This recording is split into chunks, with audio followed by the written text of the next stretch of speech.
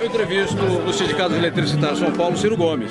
Ciro que foi governador, foi ministro, foi candidato a presidente da República. Aliás, eu estava dizendo para ele que já votei nele, entendeu? Ciro, você volta ao PDT, melhor dizendo, ingressa no PDT no momento de muita crise política e crise econômica no país. O Brasil vive um impasse. Você, com a sua experiência, você é um homem destemido, como é que você acha que a gente pode romper esse impasse? Eu aceitei a convocação desse velho companheiro e grande amigo que eu tenho na vida pública brasileira e no plano pessoal, que é o Lupe, justo por isso, por uma percepção, naquele momento crítico em que ele foi lá me convocar, num momento que eu estava até pensando em não ter mais presença na disputa eleitoral brasileira, com a percepção da crise brasileira, que tem dois conteúdos. No momento em que eu lhe falo, um deles diminuiu, mas não duvide que vai voltar com muita força, que é a ameaça à democracia, aos seus ritos, aos seus prazos, aos seus valores, ao seu calendário. E nenhum de nós tem direito de se omitir na luta por isso, porque essa ameaça à democracia acontece porque, pelo outro lado da crise, e num sistema de causação recíproca, uma alimenta a outra, há uma crise econômica que está destruindo empregos, está comprimindo a proporção dos salários na renda nacional. O sintoma mais veemente é o salário mínimo, vis-à-vis o seu poder de compra em equivalência real, se comparar com o dólar, por exemplo. Você tem uma ideia, há um ano do momento em que eu lhe falo, você tinha um dólar valia R$ 2,60. E hoje a população já passa de R$4. Isso, o povão não compra dólar, mas come pão. E pão é trigo, e trigo é comprado em dólar. Então, se o dólar muda esse valor, o custo do remédio, o custo da passagem de ônibus, o custo do pão, o custo da pizza, tudo isso aumenta. Então você tem esses dois encontros. E como eu acumulei essa vivência de 35 anos de vida pública limpa, né, nada mais do que a minha obrigação, eu achei que não podia faltar. E estou muito entusiasmado com a forma com que eu estou sendo recebido pelos companheiros do PDT. Mas essa não é uma luta por um partido só. Nós precisamos fazer uma força muito grande, menos pela conversa e mais pelo exemplo, para que o povo permaneça crente na luta democrática. Isso é o que vai nos salvar. É preciso reconstruir o campo popular, não o campo necessariamente de esquerda. Com as forças de esquerda, com as forças progressistas, nacionalistas, os setores do empresariado nacional, urbano e rural. É possível fazer, digamos, essa soma e juntar num projeto? Claramente, e mais do que possível, é absolutamente necessário e imperativo. E isso põe em absoluta evidência, como eu tenho dito ao Lupe e aos companheiros, a extraordinária modernidade do trabalhismo.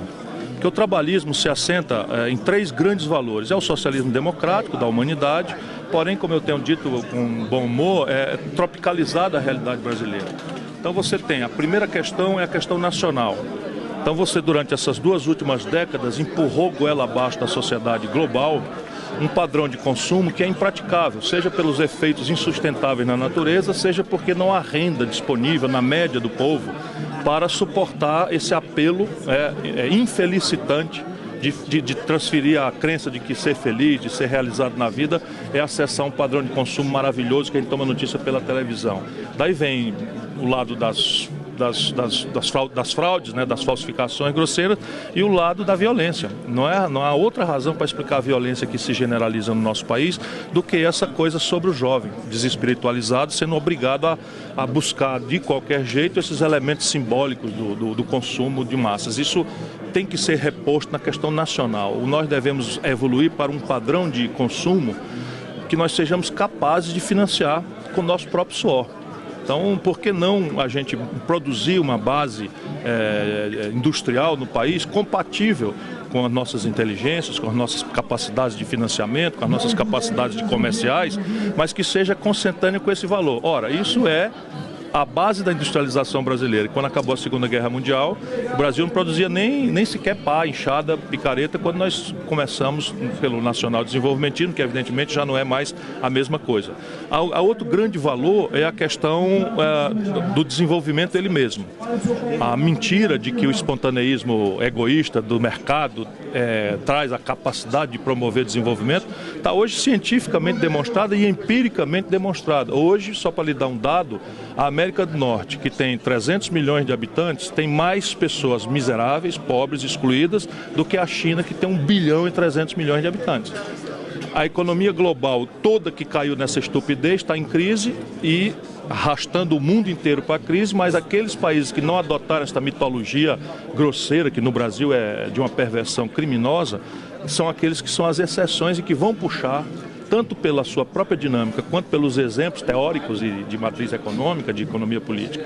Esse é o segundo valor, coordenar o desenvolvimento estratégico do Brasil naquilo que na sua pergunta inteligente já está à semente. Empresários, trabalhadores e a academia. Hoje, cada vez mais, a academia tem que ser chamada para dar soluções, os equilíbrios. E, evidentemente, nós precisamos dos artistas, dos intelectuais e tal, para que haja símbolos concretos que ajudem a população a entender. E, por fim, o terceiro e mais moralmente relevante dos valores do trabalhismo moderno, que é o imperativo moral de não nos conformarmos com a desigualdade, né? Com a miséria, com a pobreza, com a violência, com a doença, enquanto meia dúzia vive aí do bom e do melhor, até estragando no luxo. Não é razoável a gente ficar achando que isso é uma sentença divina, porque não é.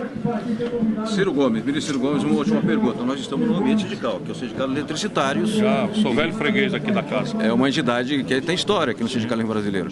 O trabalhismo, evidentemente, tem uma ligação, digamos, orgânica com o movimento sindical. No governo Lula e governo Dilma, com raras exceções, os governos não conseguiram consolidar um Ministério do Trabalho forte. Uma das críticas que o sindicalismo faz é que é justamente como é que um governo de extrato popular não deu protagonismo para o Ministério do Trabalho, desequipou o Ministério do Trabalho, não tem técnico, não tem fiscal. Como é que você pensa, no seu projeto, o Ministério do Trabalho, ele será de proa? Não é mais moderna essa especialização, deixa que eu lhe diga, até correndo o risco de não ser tão delicado quanto eu gostaria de ser. O governo padece, e nós erramos gravemente, porque o Lula abriu mão de uma institucionalização nova para o país. Não assinou aquela carta aos brasileiros e achou que ali podia, e até fez. O salário mínimo saiu de $76 a poder de compra, o equivalente para 320, hoje está caindo. O crédito com proporção do PIB saiu de 13% para 50% do PIB. O crédito então se disseminou entre os trabalhadores, no eletroeletrônico, no crédito ao consumo, no crédito rural para a agricultura familiar, no crédito para a construção civil, que foi o maior volume da história. E criou uma malha de proteção social que é muito relevante. Eu sou do Nordeste, né?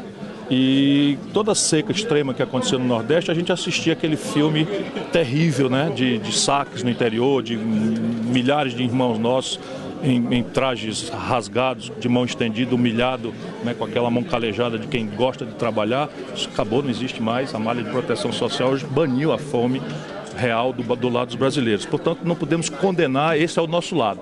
Agora, é indesculpável, penso eu, não ter aproveitado a energia, força que nós tínhamos. Por isso eu não aceitei mais ser ministro no segundo mandato e não aceitei ser ministro com a Dilma, embora tenha bem querer e respeito. Mas o Brasil não pode mais adiar esse conjunto de transformações. E no ponto, o que é preciso ter clareza é de que tudo hoje se decide no Banco Central e no Ministério da Fazenda. Praticamente não adianta, e evidentemente que tem que ter um Ministério do Trabalho, porque ali é só você vai administrar a febre ou a alegria do que o Banco Central mais o Ministério da Fazenda fizeram.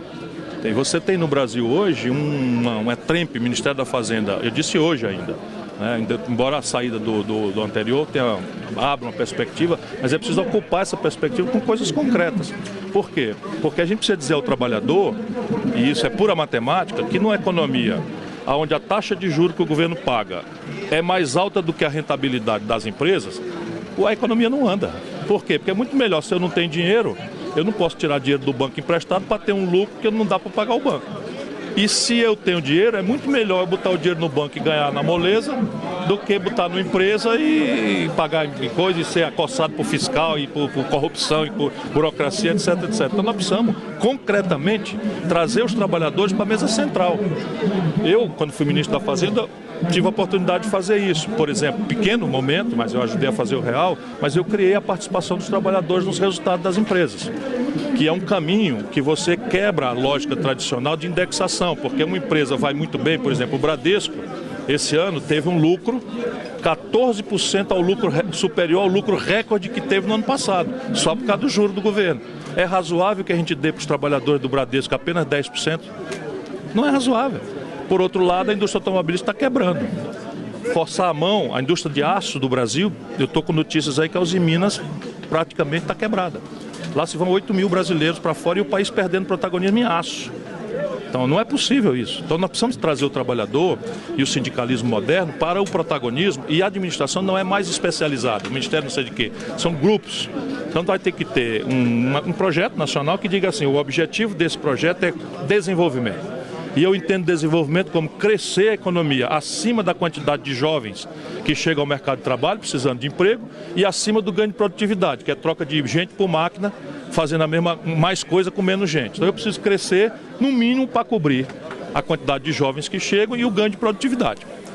Isso feito, eu não posso crescer deixando todo o produto disso se concentrar na mão do cara. Então eu tenho que, via Estado, empoderado, saneado, limpo, né? Que é uma tarefa grande, mas temos que fazer uma limpeza importante, impor a meritocracia para que o filho do trabalhador, pelo seu próprio mérito, possa chegar no escalão mais alto da burocracia e não ser o amigo do rei que chega lá e faz merda toda, desculpa aqui a expressão, e só porque é amigo de um político importante. Isso então tem a ver com distribuição de renda. E o melhor mecanismo de distribuir renda no país é o salário mínimo cá embaixo e a participação dos trabalhadores no resultado das empresas do meio para cima. Obrigado.